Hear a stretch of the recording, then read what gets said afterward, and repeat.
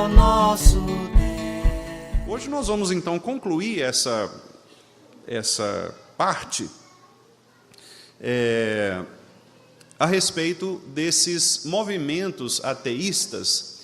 E a minha ideia aqui, meus irmãos, é fazer um breve resumo do que nós temos lido, visto, né, com relação a esse tema, porque a minha preocupação tem sido a seguinte: nós vivemos numa cultura em que muitas pessoas afirmam crer em Deus, né?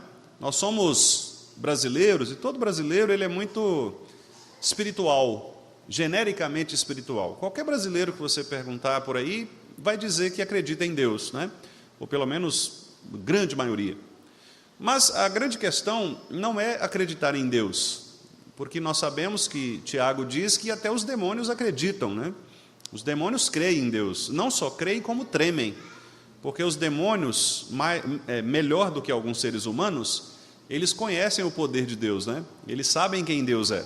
Então eles tremem na presença desse Deus que é poderoso.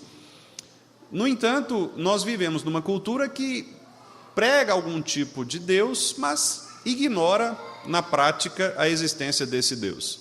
Então é por isso que eu tenho insistido nesse tema, né, de combate às diversas formas de ateísmo.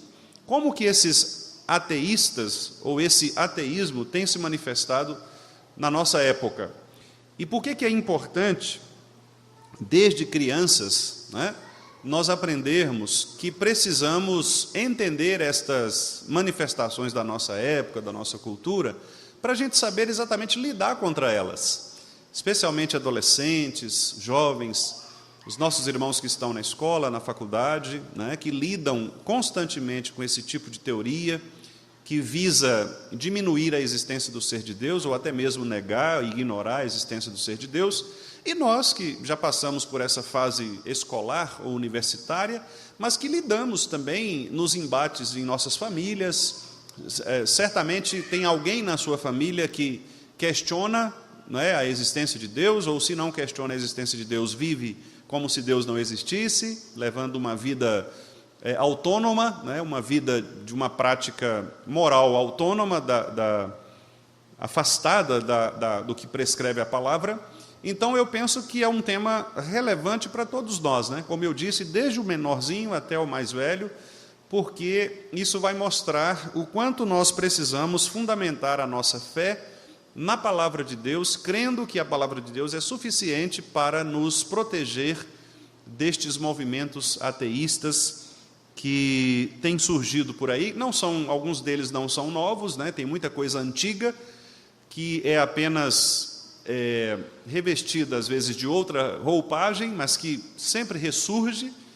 Como diz Salomão, não há nada novo debaixo do sol, né? Porque as pessoas pegam teorias antigas e colocam uma outra máscara, apresentam como se fosse uma coisa nova, quando, na verdade, são coisas velhas que a gente já percebia, inclusive no contexto bíblico, né, do Antigo Testamento, e que apenas são trazidas de volta para a nossa cultura. Então, meus irmãos, esse é o meu objetivo, né, de trazer aos irmãos aqui este conteúdo. Nós vamos conseguir a projeção, irmãos?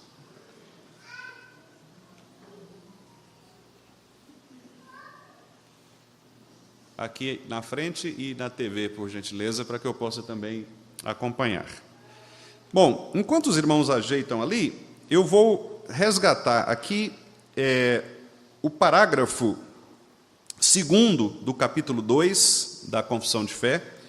Ele é um pouco extenso, mas eu vou pedir aos irmãos atenção, eu vou fazer a leitura. Ele diz assim: Deus tem em si mesmo e de si mesmo toda a vida, glória, bondade e bem-aventurança.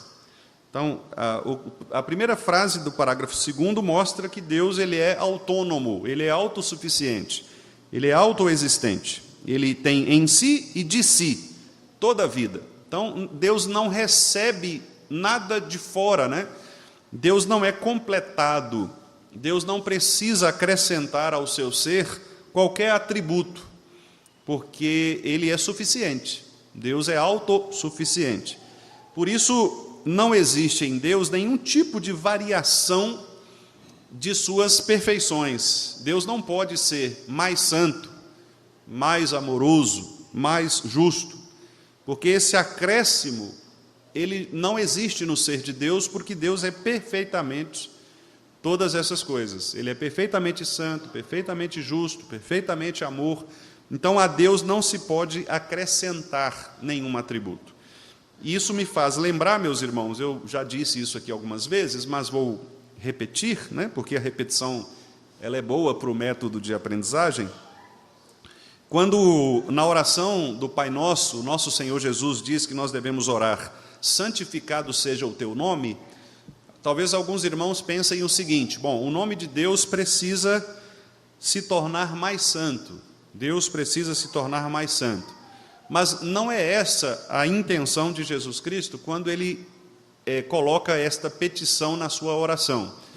Quando Jesus ele nos diz que nós devemos orar: santificado seja o teu nome, Jesus tem em mente ali a mesma ideia que o próprio Deus Pai teve ao dizer para Abraão que o nome de Abraão seria honrado e se tornaria grande diante das pessoas, para que, por meio do nome de Abraão, o nome de Deus Yahvé fosse glorificado, fosse exaltado, fosse reconhecido.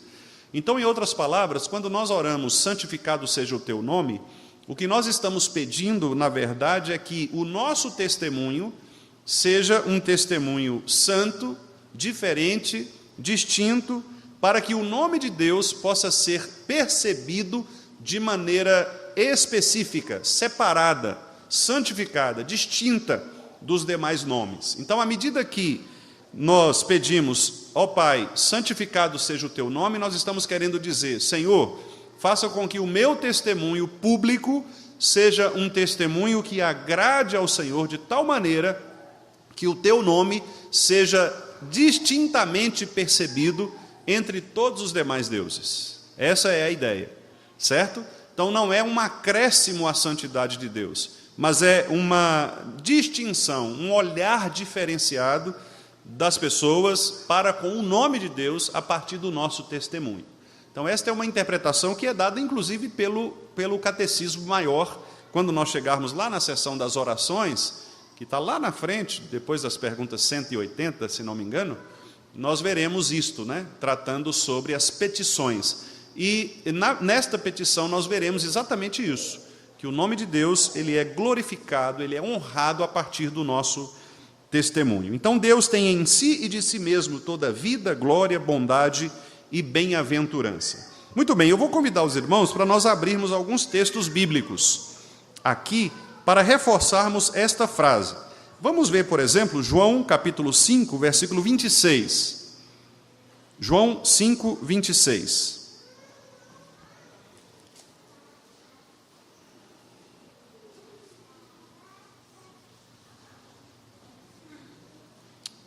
Vamos ler juntos? João 5, 26. Leiamos.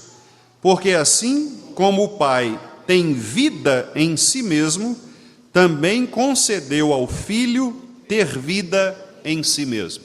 Então, este versículo prova exatamente que Deus ele é autossuficiente.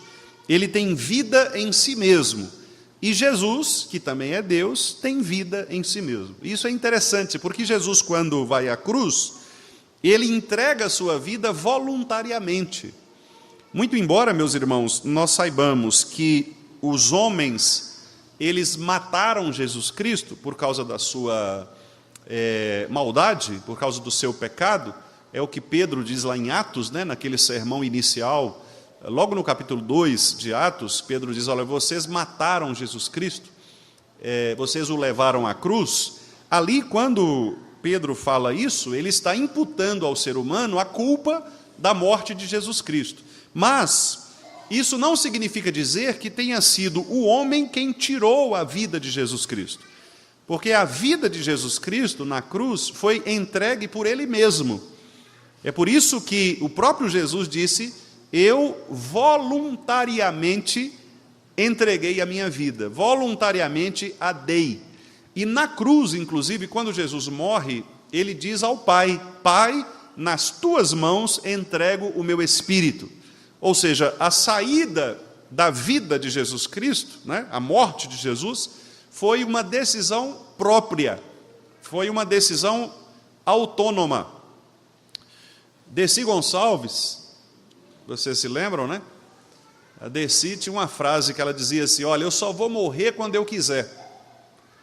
Não sei quem já ouviu ela falar sobre isso, ela sempre falava isso, né? Eu vou morrer quando eu quiser.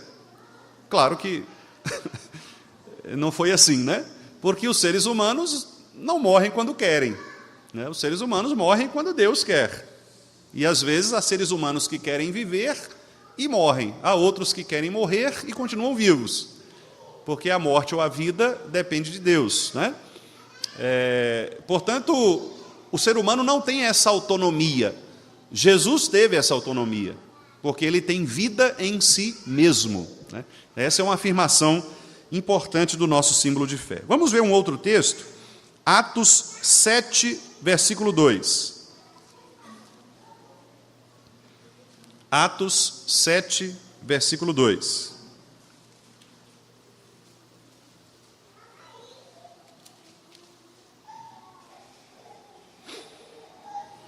Atos 7, 2.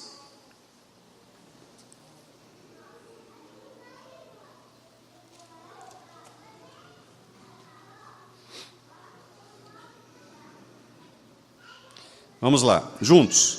Estevão respondeu: varões, irmãos e pais, ouvi. O Deus da glória apareceu a Abraão, nosso pai, quando estava na Mesopotâmia, antes de habitar em Harã. Bom, aqui o destaque é Deus da glória. Então, esse versículo mostra que a compreensão de Estevão, já no Novo Testamento, é de que Deus é glorioso. E a glória de Deus significa também tudo aquilo que caracteriza a perfeição em Deus, né? A glória significa que Deus, ele tem o seu esplendor a partir das suas perfeições. Então, como eu disse aos irmãos, a Deus não falta nada, né? Deus é completo em suas perfeições, e isso o faz glorioso, glorioso.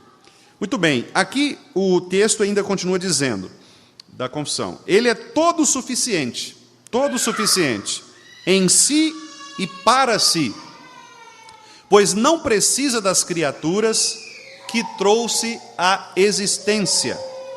Veja que coisa interessante, irmãos. Deus não precisa das suas criaturas, não precisa. Eu me lembro que eu citei aos irmãos também aqui uma situação envolvendo o professor, o filósofo Rubem Alves, né? O Rubem Alves, certa vez, foi convidado para falar sobre a reforma numa igreja presbiteriana do Brasil, no Rio de Janeiro, igreja presbiteriana de Copacabana, e naquela palestra, terrível palestra, né? Ele disse o seguinte, que Deus, ele, na sua eternidade, ele se sentiu sozinho. E nessa solidão divina, ele teve então a brilhante ideia de ser homem, tornar-se homem, né, na pessoa de Jesus. E aí ele disse a seguinte frase, ele disse, olha, Deus quis fazer isso porque ele estava sozinho, ele estava solitário, e ele não tinha relacionamentos. E o homem tem relacionamento. O homem pode se relacionar, o homem pode experimentar estas ondas da vida, né, os altos e baixos da vida. E aí ele afirmou o seguinte, olha, é claro, né, que ser homem é muito melhor do que ser Deus. Né? Essa foi a frase emblemática lá do seu discurso. E, naturalmente, é uma heresia, né? Uma heresia diabólica, porque Deus, primeiramente, ele não está sozinho nunca. Deus é completo em si mesmo. O relacionamento de Deus é o relacionamento que ele tem na Trindade, Pai, Filho e Espírito Santo, e ele é completo nisso. Deus, portanto, não se sente só, não há solidão em Deus, não há ausência em Deus. Deus é perfeito, glorioso, né? E quando ele diz, então, quando a confissão diz que Deus não precisa da criatura, significa dizer que Deus, ao criar o homem, ele não nos criou porque precisasse de nós. Na verdade, não só o homem, mas toda a criação. Deus não precisava criar o mundo. Deus poderia continuar existindo eternamente sem a criação. Contudo, a criação veio para glorificá-lo. A criação veio para demonstrar a sua glória. E isto fica claramente mostrado nas Escrituras Sagradas. Por que Deus criou o mundo? Para evidenciar a sua glória. A glória de Deus, ela é evidenciada em cada ato da criação. Tanto na criação do mundo, do ser humano, quanto também no plano de redenção, que foi mandar Jesus Cristo para salvar o seu povo dos pecados deles. O que diz lá em João 1,14? Diz que Cristo veio, habitou entre nós, cheio de graça, de verdade, e vimos a glória do Pai. Então, quando Cristo encarna, o que Cristo quer mostrar é a glória do Pai. Veja que interessante, né? E esse é um ponto, meus irmãos, que distingue a teologia reformada, calvinista, das demais teologias. Porque as demais teologias, quase sempre, quase todas elas, eu vou até me arriscar e dizer todas elas, que não são reformadas, que não são calvinistas, elas sempre apontam para o homem, sempre apontam para o ser humano. Então, Deus criou o mundo por nossa causa, para nós, não é? Sempre o foco está no ser humano, quando, na verdade, o foco não está no ser humano, o foco está sempre em Deus, sempre na glória de Deus. Por que Deus resolveu nos salvar? Para demonstrar a sua glória. Ou seja, tudo o que Deus faz, inclusive os seus atos de amor, porque Deus amou o mundo de tal maneira que deu o seu Filho unigênito, este ato de amor foi um ato para demonstração de sua glória. Então, por isso Paulo, na doxologia de Romanos, diz, porque por ele, para ele, por meio dele e para ele são todas as coisas. A ele, pois, a glória eternamente. Amém. A glória de Deus deve ser evidenciada.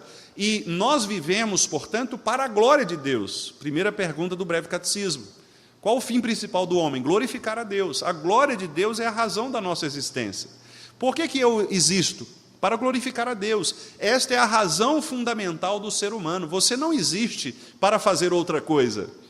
Então, aquelas pessoas que vivem atribuladas, buscando uma missão na vida, elas ainda não compreenderam que a missão delas é glorificar a Deus, em tudo o que elas fazem.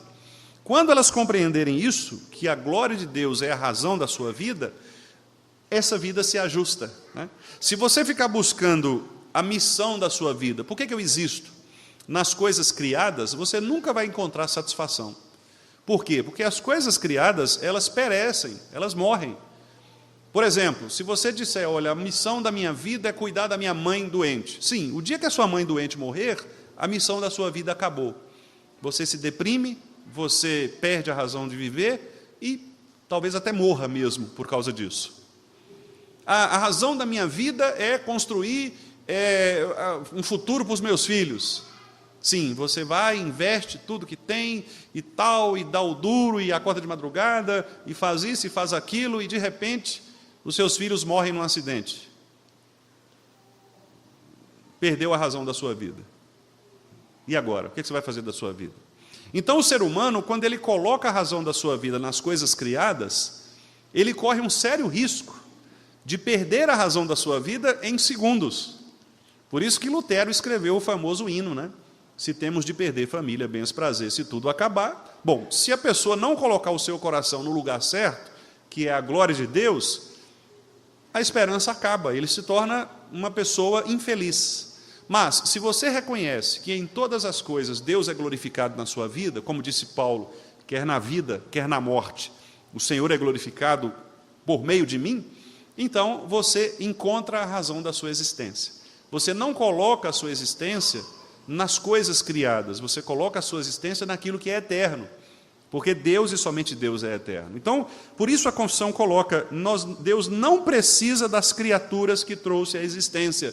Irmãos, Deus não precisa de nós. Há pessoas que se acham tão importantes, né? Há pessoas que querem subir em pedestais, querem se tornar famosas, porque elas acham que são alguma coisa. Deus não precisa de nós. Deus não precisa das criaturas. Deus não precisa de nenhum de nós, nenhuma das nossas ações para cumprir a sua vontade, meus irmãos. Deus não precisa. Deus pode usar qualquer coisa que não seja o homem. Deus pode usar até uma mula, como usou no caso de Balaão.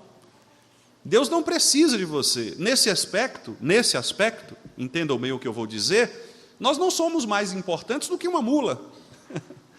Porque Deus pode usar uma mula, se quiser, no nosso lugar. Então, não se ache o gás da Coca-Cola, né? Como diriam os adolescentes da década dos anos 2000, né? Não se ache a última bolacha do pacote, né? Porque você não é. O mundo vai continuar se você não existir. O plano de Deus vai continuar se você morrer. Ah, se o pastor fulano morrer, o que será dessa igreja? Vai continuar, ué. Vai continuar. Vai vir outro pastor, vai vir outra pessoa, Deus vai colocar no lugar. Né? Nossa, aquele irmão, e nossa igreja vai acabar. Não acaba não, irmão. A igreja não é do irmão, a igreja é de Deus. Deus levanta pessoas, Ele coloca, tira do jeito que Ele quer. E, aliás, é um grande problema quando as pessoas se acham insubstituíveis, porque isso levanta uma ira em Deus e é muito capaz de Deus tirar essa pessoa, só para mostrar mesmo que ela não vai fazer falta. Como fulano era insubstituível, Deus vai lá e tira, e a igreja continua firme e até melhora. Porque Deus quer mostrar, olha, não é por sua causa, não é você, sou eu, a glória é minha. Deus diz, eu não divido a minha glória com ninguém, e não divide mesmo. Portanto, nós temos de ter muito cuidado para não acharmos que somos tão importantes assim, a ponto de Deus nos considerar insubstituíveis. Não somos. Então, aquela musiquinha, você tem valor, o Espírito Santo se move em você, você tem valor, aquilo ali é autoajuda, ruim. Tem autoajuda que até dá para ler, mas essa é ruim, porque ela é uma teologia fraca. Aliás, nem teologia é, né? Não é porque o Espírito Santo se move em você que você tem valor. O Espírito Santo se movia em Saul. Que valor que Saul teve na história de Israel? A não ser para atribular Davi e criar aquelas situações todas. Não existe isso. O único valor que nós temos é na pessoa de Jesus Cristo. Nós somos valiosos aos olhos de Deus porque nós somos justificados em Cristo. Nosso valor é um valor eterno na pessoa de Jesus.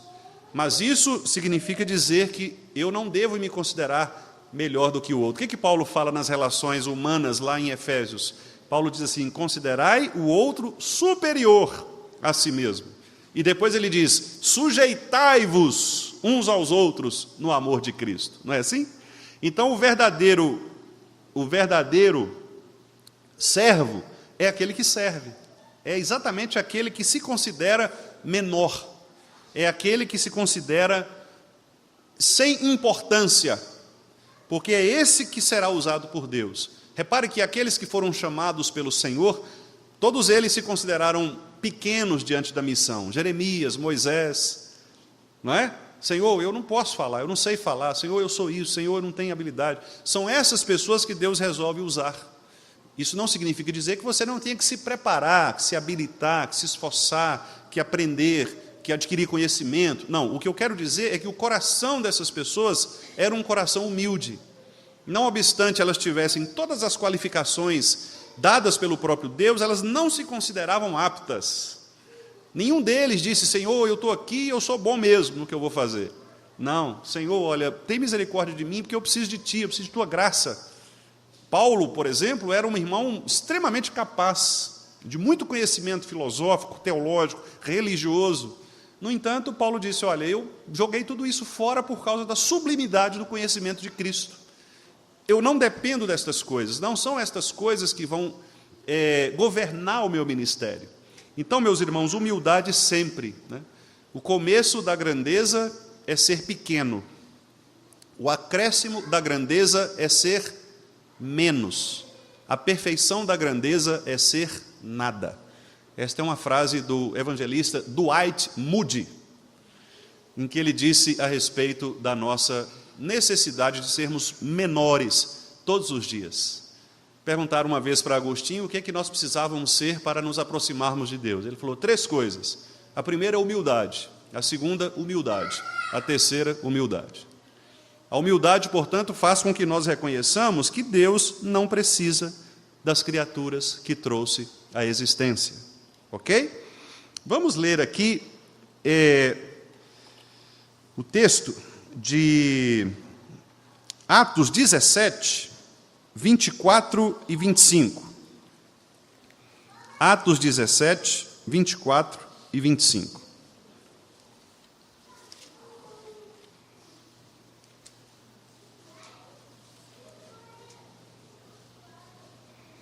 Atos 17, 24 e 25. Vamos ler juntos? O Deus que fez o mundo e tudo o que nele existe, sendo ele Senhor do céu e da terra, não habita em santuários feitos por mãos humanas, nem é servido por mãos humanas, como se de alguma coisa precisasse, pois ele mesmo é quem a todos dá vida, respiração e tudo mais. Meus irmãos, esse texto é impressionante, não é? Porque Paulo está falando para os filósofos de Atenas, e Paulo sabia bem que os filósofos quase sempre, né? Embora muitos deles preguem a humildade, mas os filósofos quase sempre são arrogantes, né? Porque eles pensam que sabem mais do que as outras pessoas, porque é um grupo de gente elitizado, e é mesmo, é um grupo de gente que pensa de uma maneira diferente, né, das demais pessoas. E Paulo quis dizer o seguinte: olha, tudo bem, eu concordo, vocês são bons mesmo no que fazem, mas Deus não precisa de vocês. Vocês estão achando que Sócrates, assim, Platão, Aristóteles, é tão importante? Deus não precisa dessas pessoas. Deus não é servido por essas pessoas. Ele não habita nesse tipo de ambiente. Pelo contrário, se Sócrates viveu, se Platão viveu e escreveu, fez alguma coisa, é porque Deus deu a ele respiração, vida e tudo mais. Então, não fique pensando você que você é tão grande assim, né? Não se considere tão importante assim. Reconheça os seus limites. Você está diante de um Deus que é criador do céu e da terra, diante de um Deus que é todo-poderoso. Então, você é nada comparado a esse poder excelso desse grande Deus. Meus irmãos, me permita uma palavra pastoral nesse sentido, né? Eu fico pensando assim nas nomeações, eleições que há na igreja. Até brinquei ano passado, em algumas reuniões que eu participei, né?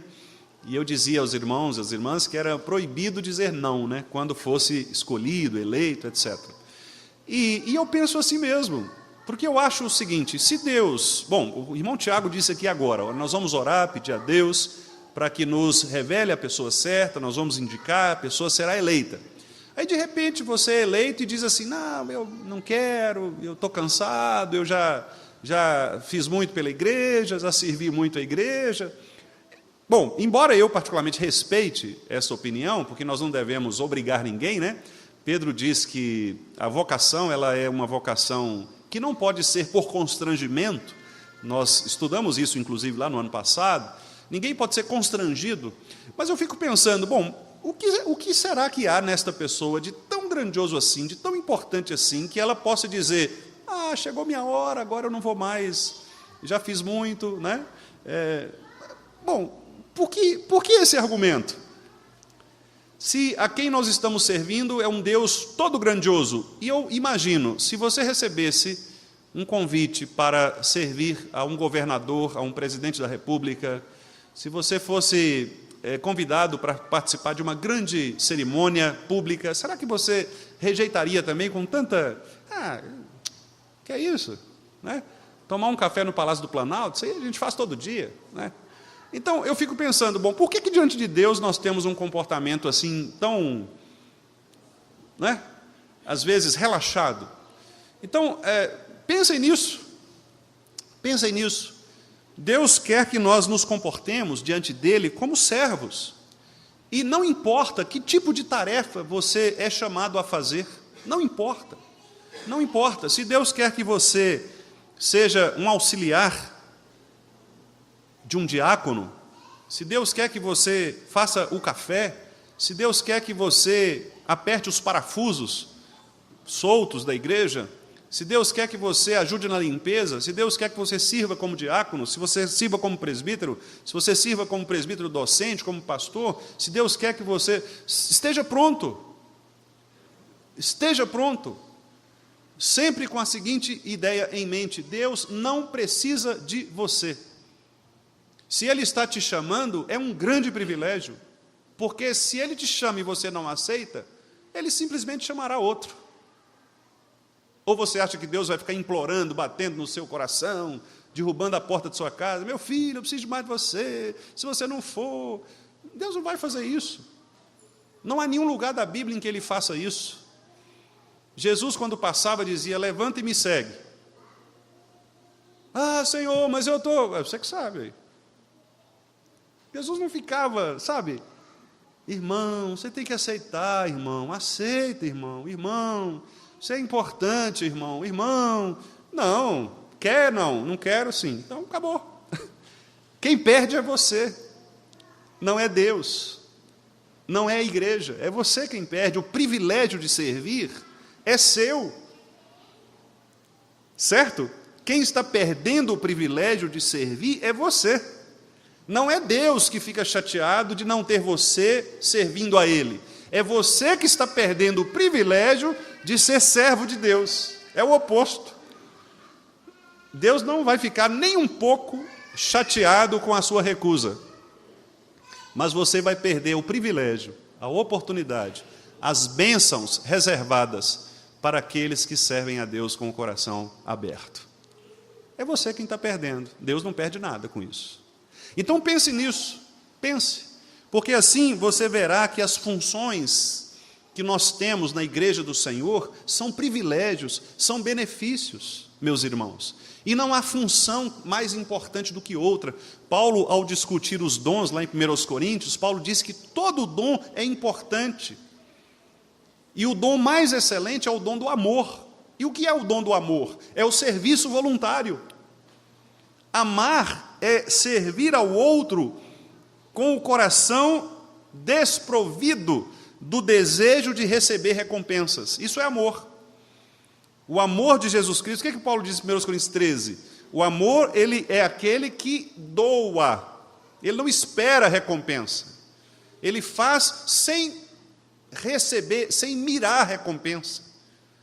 Não tem aquela coisa assim: ah, mas eu já fiz tanto, ninguém nunca me agradeceu. Eu faço por essa igreja, ninguém nunca fez nada por mim. E daí? E daí? Repito, o privilégio de servir é seu. Não se preocupe com essas coisas. Faça. Faça. A melhor maneira de não receber críticas, dizia Aristóteles, é não fazer nada. Porque todo mundo que faz alguma coisa vai ser criticado. Qualquer pessoa que fizer alguma coisa vai ser criticado. Ah, o pastor tomou decisão tal. Vai ser criticado. Não tem, uns vão concordar, outros não, outros vão... Não tem como, isso é normal. Nós não somos iguais. Nós temos perspectivas diferentes da vida. Então é normal. Mas o corpo de Cristo, meus irmãos, ele é proativo. Ele age. E é todo mundo engajado nesta tarefa de fazer o corpo de Cristo crescer. Não é? Quando nós começarmos a perceber que o nosso trabalho, ele é um trabalho que vai além das dimensões institucionais, e ele é um serviço de amor a Deus e ao próximo, como é o lema do nosso ano, amar a Deus e ao próximo, nós vamos perceber o quanto nós vamos crescer. Quanto nós vamos crescer. Não é? Por exemplo, hoje, aqui, o irmão esqueceu de colocar o gasofilácio. Certo? Bom, essa é uma tarefa da junta diaconal, eu sei. Mas eu sei também que um irmão percebeu e foi lá dar o toque. Olha, tem que colocar o gasofilácio. Olha que coisa maravilhosa. Não seria muito mais fácil a gente ficar lá atrás, aí, ó, tá vendo? Olha lá. É diácono, mas não colocou, tá vendo aí? Por isso que eu falo, ó, tá vendo? A igreja não vai. Percebe? você cria um movimento de auxílio, de ajuda, de amor, de serviço. Nós não somos uma empresa, irmãos. Nós somos uma família. Isso aí, Thalia, família. Está vendo como é que presta atenção? Depois vocês falam, a criança dá trabalho na igreja. Não, está prestando atenção. Mais que muito adulto aí, eu tenho certeza. Família. Se nós somos família, nós cuidamos uns dos outros. Não é assim que funciona? Família cuida da sua família. Se uma mãe estiver doente, não puder fazer a comida para os seus filhos, a comida para o seu... Vai ficar todo mundo com fome, morrer de fome? Ou alguém vai dar um jeito de providenciar o recurso? O marido vai se virar, vai fazer alguma coisa, vai comprar alguma coisa? Ou vai todo mundo morrer de fome? Não, olha como é que eu estou, perdi 10 quilos. Por que não estou comendo, minha esposa não está fazendo? Ninguém vai fazer isso. Por que na igreja nós deixamos as coisas apodrecerem, jogar a culpa no outro? Mas quem deveria fazer isso era fulano. Não, faça você. Eu vou citar um exemplo aqui que não é muito positivo do ponto de vista histórico, mas é um exemplo interessante do ponto de vista humano. Contam as biografias de Adolf Hitler, que certa vez ele estava no seu gabinete, no seu QG, né, do Terceiro Reich, e chegou um dos seus comandados, que era chefe de uma divisão nazista em algumas das cidades. E essa pessoa chegou reclamando que não havia, que o chefe superior a ele, lá naquele comando, havia desistido daquela missão e que o posto estava abandonado. E a história diz que Hitler ouviu o camarada falar, o cara reclamou, e aí a resposta de Hitler foi a seguinte: assume você mesmo. Você nem deveria ter vindo aqui reclamar. Você já deveria ter assumido. É mais ou menos isto. Embora a história, né, nós sabemos que não é o melhor exemplo de comportamento humano, mas nesse aspecto serve como um exemplo de liderança. Ou seja, às vezes é assim. Não precisa você esperar o outro fazer. Faça você mesmo. Faça você mesmo. Isso é importante. Isso faz, meus irmãos, com que nós cresçamos. E eu estou insistindo nisso porque é exatamente o ponto aqui. Deus não precisa das criaturas que trouxe à existência. Deus não deriva delas glória alguma, mas somente manifesta a sua glória nelas, por elas, para elas e sobre elas. Eu vou avançar aqui porque... Vamos ver se vai. Vocês conseguem passar aí para mim, por favor? Pode avançar. Aqui não está indo, não.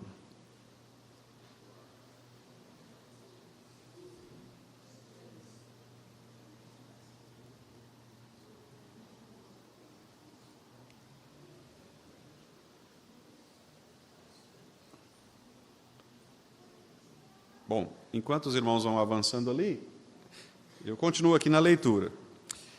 Ela é a única origem, ele, Deus, né? É a única origem de todo ser. Dele, por ele e para ele são todas as coisas. Romanos, o texto que nós citamos aqui.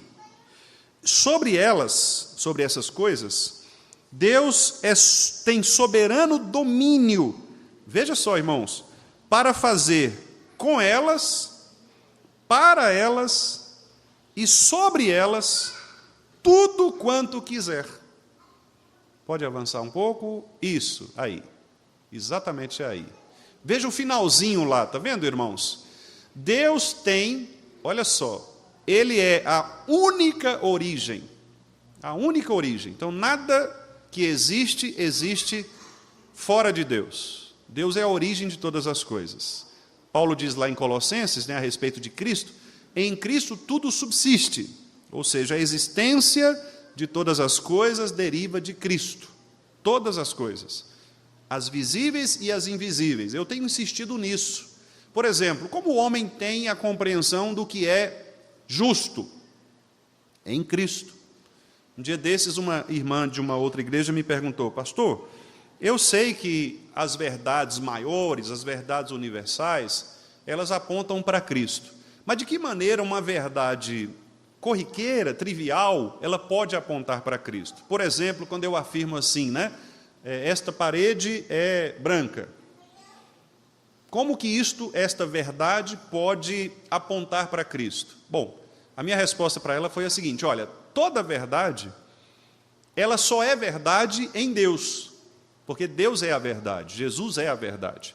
Portanto, se a minha afirmação ela corresponde com a realidade, de fato eu comprovo que esta é uma parede e que esta parede é pintada com a cor branca, significa que eu estou produzindo um enunciado, uma afirmação verdadeira. Se eu estou afirmando uma verdade, eu estou glorificando Deus. Eu estou apontando para Jesus. Porque é impossível haver verdade fora de Cristo, porque Cristo é a verdade. Certo? Por isso que nós devemos ser contrários, por exemplo, a todo tipo de notícia falsa. Eu vejo alguns irmãos que são afoitos, às vezes por compartilhar notícias nas redes sociais, e às vezes compartilha, eu sei que é até inocentemente, não faz isso de propósito, intencional, mas às vezes, por exemplo, compartilham fake news, notícias falsas, boatos, Um dia desses até foi engraçado, quando minha mãe estava aqui, a gente em casa, ela leu uma notícia, aqui, está vendo, e leu um negócio.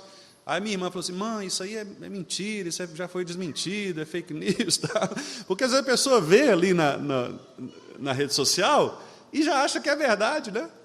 Então, até isso é uma negação da verdade. Certo? Claro que há uma diferença entre você produzir isso como um engano, com a intenção de enganar, que é a quebra do 9º mandamento, Nós falaremos um pouco mais hoje à noite no culto, porque é tão importante falar a verdade, Esse é um ponto, porque quando você não fala a verdade, você quebra o mandamento, naturalmente, mas em relação ao engano, acontece às vezes de você não fazer isso com o propósito de enganar, mas mesmo assim é ruim, porque você está dando voz, você está replicando algo que é falso, que é contrário à verdade, E Deus, Ele é a verdade. Então, Deus Ele tem domínio para fazer com as suas criaturas, sobre elas, para elas, tudo quanto quiser. Deus é dono das criaturas. Nós não somos donos, meus irmãos, do nosso próprio nariz.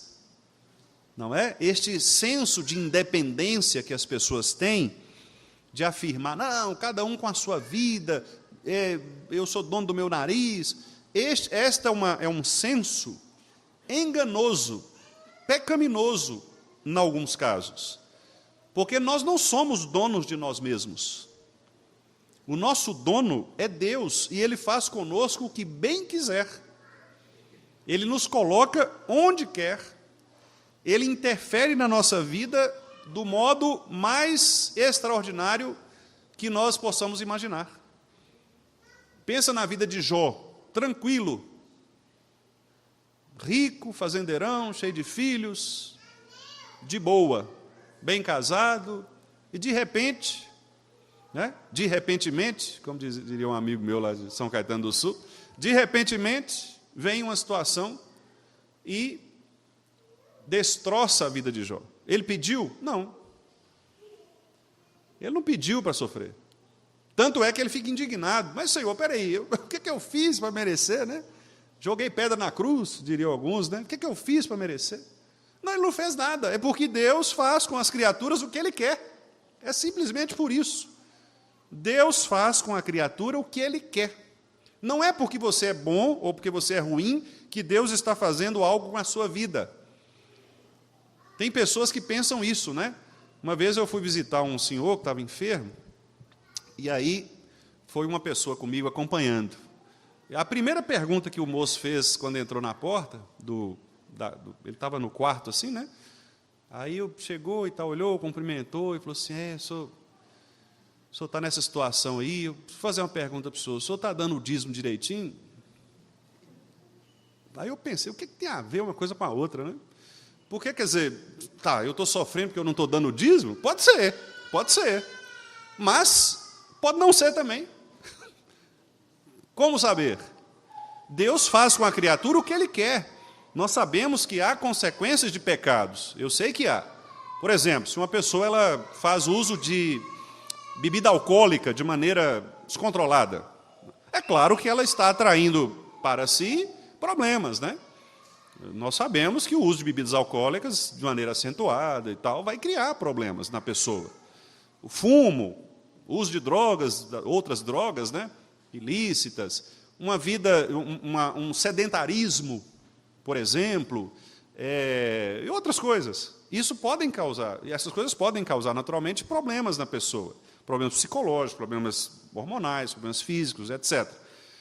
Agora, associar uma coisa a outra, dizer que a pessoa, o pecado é por causa disso, não. Jó, por exemplo, Jó não teve um pecado específico. Por isso ele fica pensando, mas Deus, o que eu fiz? Asaf, no Salmo 73, a mesma coisa. Asaf fala, peraí, Senhor, eu sou fiel, eu vou à igreja, eu sou corista, eu treino as pessoas, eu ensaio o coro, faço direitinho. E aí as pessoas que estão zombando do Senhor, que estão prosperando, e eu estou aqui nessa miséria? Né? E aí, por quê? Essa sensação ela pode ocorrer às pessoas. É sensação de uma suposta injustiça de Deus. Mas como nós resolvemos isso? Crendo que Deus é soberano sobre nossas vidas. Ele faz de nós o que Ele quer. Deus coloca você onde você está. Do jeito que Ele quer, da maneira que Ele quer, na hora que Ele quer. Então não existe essa situação, eu vou tomar uma... Deus, meus irmãos, Ele move as peças, né? Como disse Albert Einstein certa vez, né? Deus ele não joga dados com o universo, Ele não age de maneira por acaso, né? Ele coloca as coisas no seu devido lugar, Ele encaixa as peças. É um grande quebra-cabeças no qual Deus vai colocando as peças que Ele deseja colocar. E é assim mesmo, por ordem, por harmonia, por unidade. Pode passar o próximo, por favor, João e Caio. Isso. Ali é a sequência, né, que diz assim, todas as coisas estão patentes e manifestas diante dele. Ninguém pode esconder nada de Deus, meus irmãos. Ninguém. Nós podemos esconder das pessoas, podemos esconder até de nós mesmos, né? Como assim? Como que nós escondemos de nós mesmos? Existe um tipo de pecado que se chama auto-engano. O auto-engano, ele é talvez um dos pecados mais graves contra o qual nós precisamos lutar. O auto-engano, ele é uma tática do nosso coração enganoso para nos fazer pensar o que nós não somos. Por isso que a Bíblia nos adverte tantas vezes em relação a isso. É a Revolução dos Bichos, né, do George Orwell. Então, a Bíblia nos faz pensar o seguinte, olha, você precisa conhecer a você mesmo. Porque o seu coração é enganoso, e ele produz em você um auto-engano. E aí Paulo fala assim, ninguém pense de si mesmo além do que convém. Por que Paulo fala isso? Porque a nossa tendência é nos enganar. Você acha que você tem qualidades, mas você não tem essas qualidades.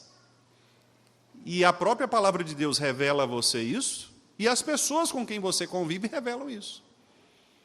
Né? Na questão vocacional, por exemplo, nós percebemos isso com maior clareza. Às vezes o indivíduo fala assim, olha, eu sou vocacionado para ser pastor. Por exemplo, eu vou falar da minha posição porque fica mais fácil, né? Mas nós poderíamos aplicar para qualquer coisa. Policial, médico, engenheiro, advogado, né? Dona de casa, qualquer tipo de fazer. Né? A pessoa diz, eu sou vocacionado para ser pastor. Mas aí, diante da palavra de Deus, quando ele vai olhar aquelas características, ele não reúne aquelas características. Por exemplo,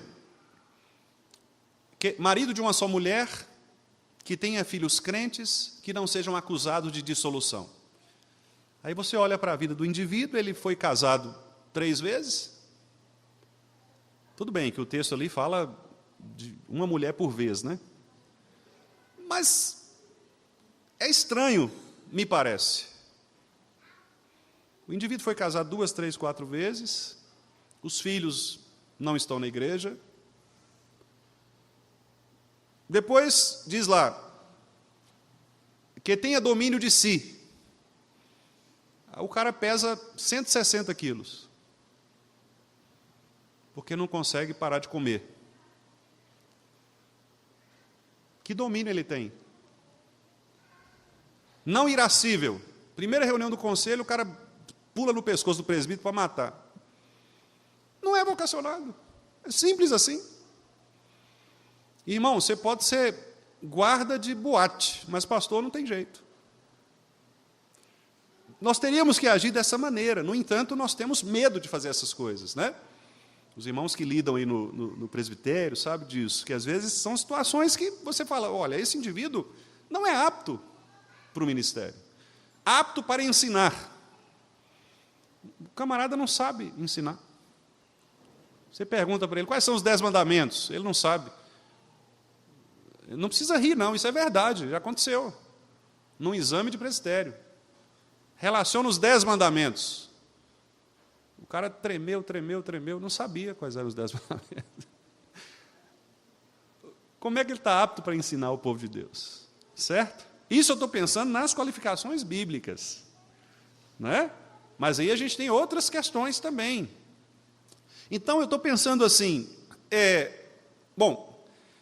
isso é muito importante porque mostra, meus irmãos, que nós às vezes nos auto-enganamos. Nós achamos que somos uma coisa quando não somos.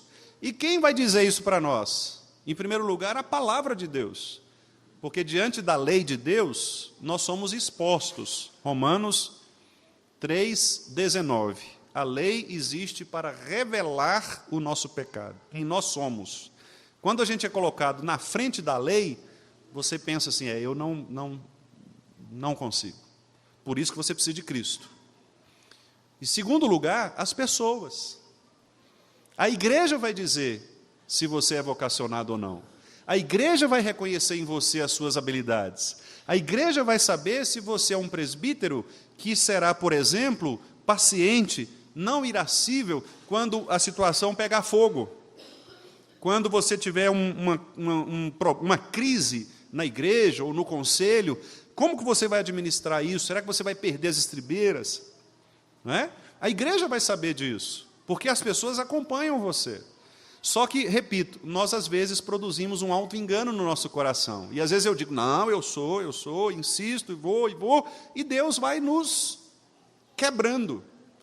Deus vai nos colocando no pilão ali, vai socando mesmo. Por isso, muitas pessoas apanham. Insistem, e Deus vai só batendo nessa pessoa, batendo. Porque a pessoa não consegue entender esse processo que nós acabamos de ler aqui. Deus, Ele conhece tudo, nada pode ser escondido dos olhos de Deus, tudo está manifesto aos olhos do Senhor. Eu não consigo ver, às vezes a outra pessoa não consegue ver, mas Deus está vendo. Não adianta nós tentarmos fugir do olhar do Senhor. Por isso, às vezes, nós somos disciplinados pelo Senhor, sem, às vezes, nem saber o porquê.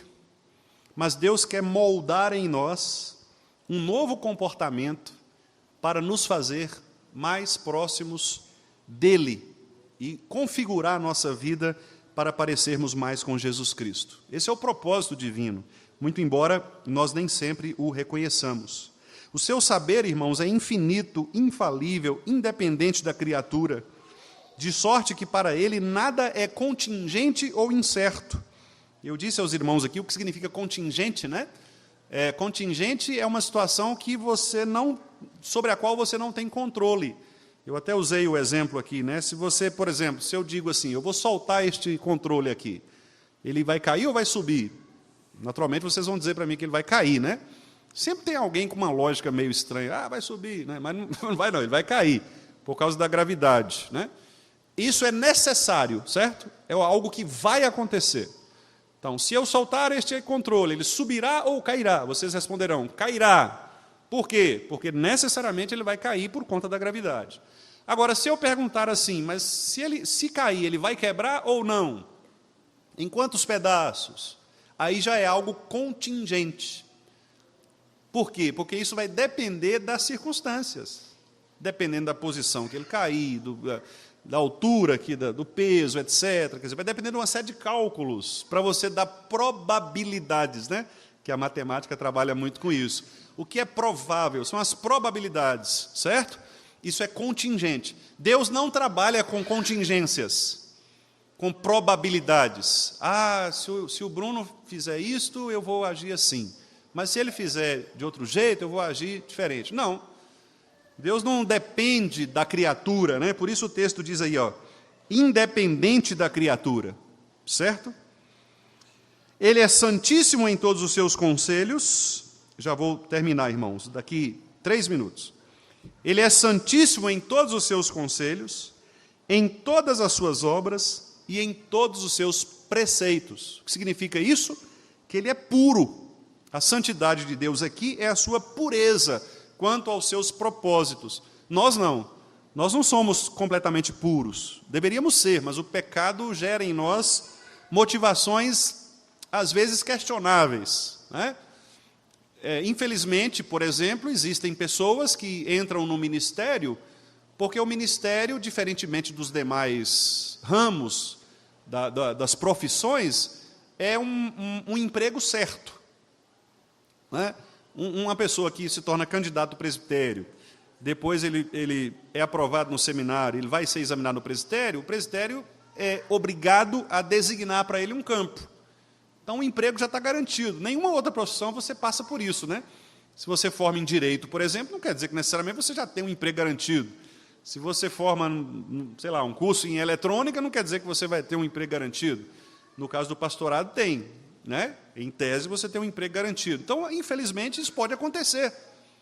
Da motivação do indivíduo, depois de ter tentado 1000 profissões e não ter dado certo em nenhuma, ele diz assim, agora eu vou ser pastor. Engraçado, por que essa vocação não apareceu antes, né? Não sei, Deus sabe, e o indivíduo também, né? Mas apareceu, de repente ele foi vocacionado. Um anjo apareceu e disse, você vai ser pastor. Aí ele, depois da vida pronta, depois de tudo acertado, ele resolve ser pastor, né? Ou então, porque ele está numa situação difícil, ele vai ser pastor porque tem um emprego garantido. Bom, estas coisas não acontecem com Deus, porque Deus é puro, santo, Deus não tem segundas intenções, Deus não tem uma motivação escusa, duvidosa. Deus é claro, direto nas suas afirmações. E, finalmente, da parte dos anjos, dos homens e de qualquer outra criatura, lhes são devidos todo culto, todo serviço e toda obediência, o que ele ouve por bem requerer deles. Esse é um ponto de suma importância. O que Deus requer das suas criaturas? Culto, serviço e obediência. Deus quer adoração, que é o culto. Deus quer o espírito de servo, que foi aquele que eu disse aqui agora há pouco. E Deus quer que nós o obedeçamos na sua palavra. São essas 3 coisas que Deus requer do verdadeiro servo dele. Culto, serviço e obediência. Qual? Aquilo que ele prescreve. Olha o que está escrito aí. Que ele ouve por bem requerer deles. Que tipo de culto nós devemos prestar a Deus? Aquele culto que ele exigiu. Que tipo de serviço Deus quer? Aquele que ele exigiu. Que tipo de obediência Deus quer? Aquela obediência que ele exigiu. Portanto, o que Deus requer de nós, meus amados irmãos, é que nós sejamos servos fiéis. É muito interessante isso, né? Paulo diz lá que o que Deus requer dos seus despenseiros, que é a pessoa que cuida da despensa, cuida das coisas de Deus, é que ele seja encontrado fiel. Isso é muito forte, né?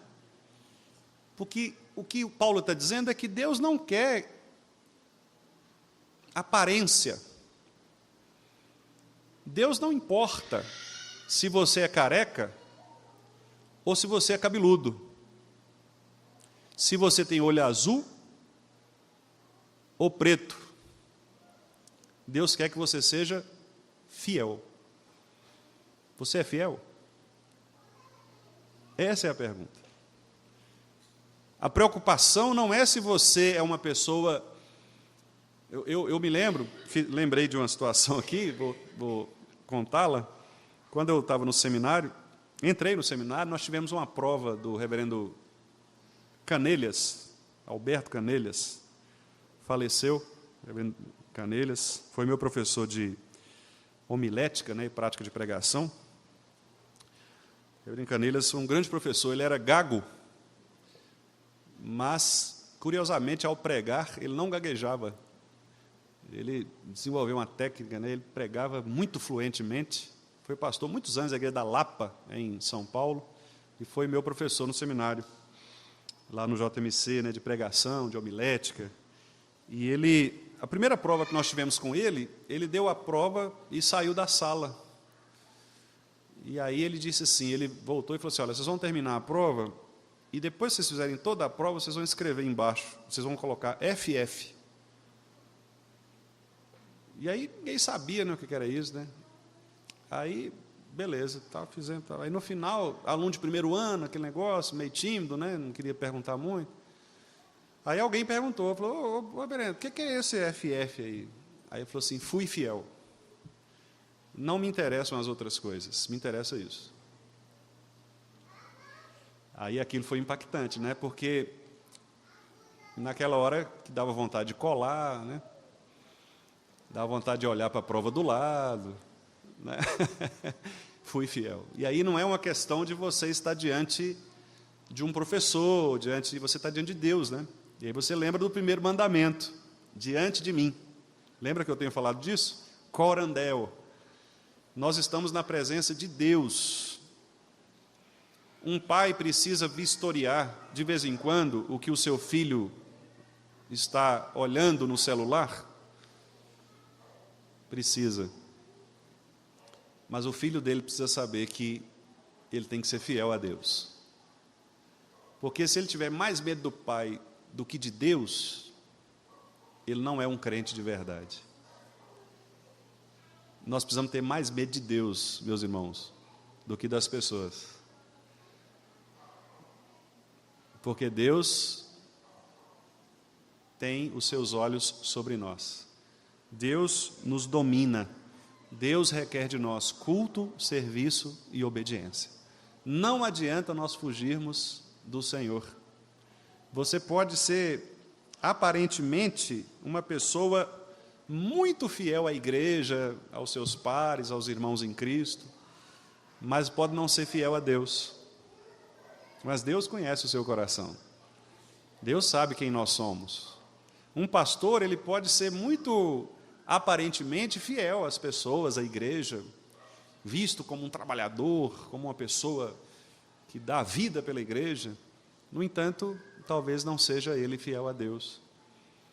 Infelizmente, com muita tristeza, a gente recebe no Supremo Concílio, anualmente, um número grande de pastores que são disciplinados, depostos do ministério, por pecados que eram pecados velados. Então, há situações, por exemplo, de pessoas que estavam cometendo determinado pecado ao longo do tempo, ninguém percebia, aquela pessoa escondia e, de repente, vem à tona. Um caso conjugal, extraconjugal, uma situação envolvendo pedofilia, uma situação envolvendo desvio de dinheiro, coisas que acontecem. Por quê? Porque aquela pessoa não era fiel a Deus, caiu, ela se preocupou com a aparência das pessoas, mas não se preocupou com o que era mais importante, que era a sua relação com Deus. Por isso, com temor e tremor, nós devemos nos colocar diante desse Deus que tudo vê, desse Deus que requer de nós este nível de fidelidade. Que Ele nos abençoe, meus irmãos, que Ele nos guarde, que Ele nos proteja do mal, que Ele nos ajude a viver uma vida de santidade, uma vida de coerência.